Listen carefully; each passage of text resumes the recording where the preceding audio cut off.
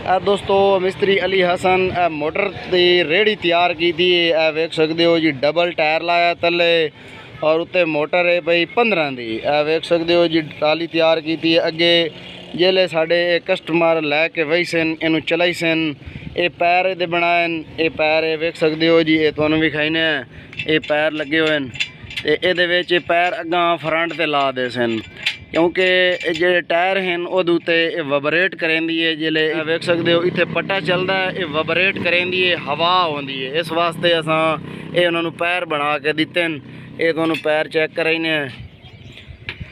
वेखो जी, ये पैर हैं थोड़े सामने। इतने सुराख भी ये कड्डे हुए हैं। ये वेख लो जी, ये सुराख हैं पे ये तले रखे सन। तो ये सुराख दे विच इत्थे नट काबला कसदे सन।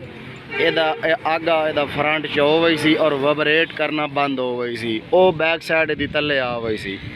वेख सकते हो जी, थोड़े सामने मुकम्मल तैयार किया। कस छोड़े नू शावे मेंडला, ये मुकम्मल तैयार हो गई है। वेख लो जी, तुहानू मुकम्मल व्यू चेक कराइने। बिल्कुल सिंपल सादी जी तैयार है, कम खर्चे दे विच। वेख लो जी, तो हुण तुहानू असां इनू टोर के चेक कराइने। और ये भी छोटा जिहा साडा शरगिर्द भी आ, ये तुहानू टोर के चेक कराई सी। वेख लै, चल भाई अगे लैके आ शाबाश। ये वेख लो जी, बिल्कुल ईजी है। बस बस बस बस बस, ये कि झोल तो नहीं मरेंदी?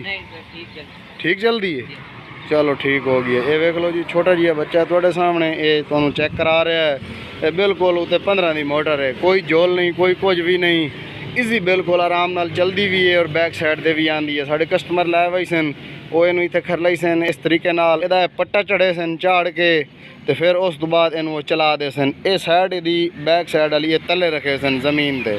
तले रख भाई, तले रख दे, तले रख दे। ये इत्थे रखे सन। अगे वो पैर लई सन ला के, तो फिर इनू चला दे सन। ये वबरेट ना करे सी, क्योंकि ये अगर टायर होवन तले तो फिर हवा नाल वबरेट करेंदी। इस वास्ते ये फायदा है भैया। ये वेख लो, तुहानू इस साइड फिर विखा देने असां।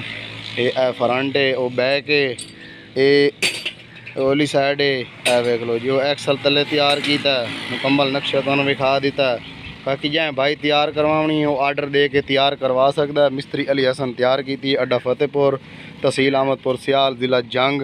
तो दोस्तों वीडियो अच्छी लगे तो लाइक करना, साढ़े चैनल को सब्सक्राइब करना। मिलते हैं इंशाल्लाह किसी नेक्स्ट वीडियो में। तब तक के लिए मिस्त्री अली हसन को दियो इजाज़त। अल्लाह हाफिज़।